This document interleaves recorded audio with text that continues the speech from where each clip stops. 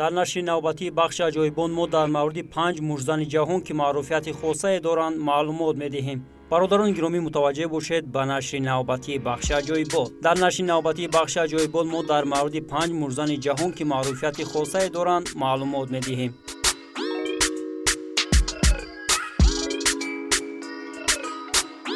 зинаи панҷуми бахшро Рокки Марчегиано ишғол намудааст. Рокки Франсис Марчегиано 1 сентябри соли 1923 дар Броктон, Массачусетси Иёлоти Муттаҳидаи Амрико таваллуд шудааст ва дар яке аз филмҳои машҳур бо номи Рокки низ нақшофарӣ намудааст.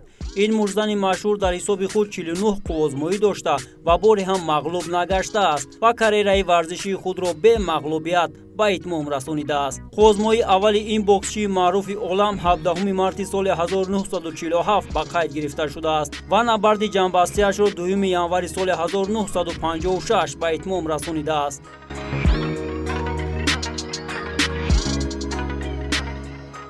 мавқеи чоруми бахши аҷоиботро боксчии маъруфи филиппинӣ Мэнни Пакьяо аз они худ намудааст. мурзани касбии Филиппин ки бо қаҳрамон будан дар 8 вазн шӯҳрат дорад. ғайр аз он Мэнни дар таърих ягона мурзан аст ки дар 5 категория қаҳрамон шудааст. дар тӯли фаъолияти худ ӯ бисёр саромадони боксро шикаст дод, аз ҷумла Оскар де ла Хоя, Шейн Мосли, Эрик Моралес ва Ҷесси Варгасро ноком сохтааст. Пакьяо чунон мурзани беҳтарин аст ки Флойд Майвезер ки яке аз беҳтарин мурзанҳои ҷаҳони имрӯза ҳанӯз ҳам аз мубориза бо ӯ саркашӣ мекунад. ин аз он далолат медиҳад ки Мэнни яке аз беҳтаринҳо дар риштаи варзиши бокс мебошад.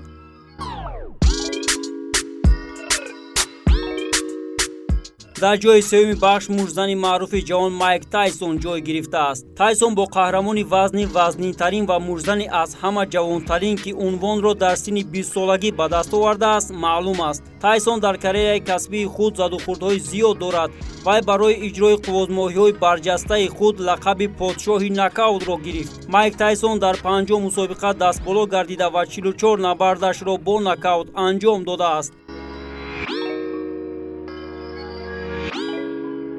дар зинаи дуюми бахши аҷоибот боксчии маъруфи машҳури олам Муҳаммад Али ҷой гирифтааст. Муҳаммад Али боксро дар синни 12-солагӣ оғоз намуда ва дар 18-солагиаш аввалин медали тиллои худро ба даст овард. ин оғози карьераи бениҳоят муваффақи ӯ буд ки Муҳаммадро ба чеҳраи шинохтаи бокс табдил дод. Муҳаммад Али бо 61 вазни вазнин мубориза бурда дар 56 қувозмоӣ ғолиб омада 37 рақобаташро бо нокаут ба анҷом расонидааст.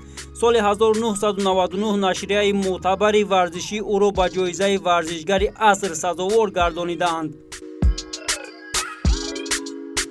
зинаи якуми бахши аҷоиботро Шугар Рэй Робинсон мурзани касбии амрикоӣ касб намудааст. ҳарчанд Муҳаммад Али варзишгари аср номида мешавад, аммо беҳтарин мурзани ҷаҳон аз рӯи аксари нашрияҳои касбӣ Шугар Рэй Робинсон мебошад. вай аввалин набарди касбии худро дар синни 20 солагӣ оғоз намуда, дар корномаи варзишиаш 200 маротиба ба ринг баромада, дар 173 сабқаташ дастболо гаштааст ва 108 рақобаташро бо нокаут анҷом додааст. дар соли 2002 Зеринг маъруфтарин маҷаллаи бокс ӯро новобаста аз дараҷаи вазн беҳтарин мурзани ҳама давру замон эълон кард.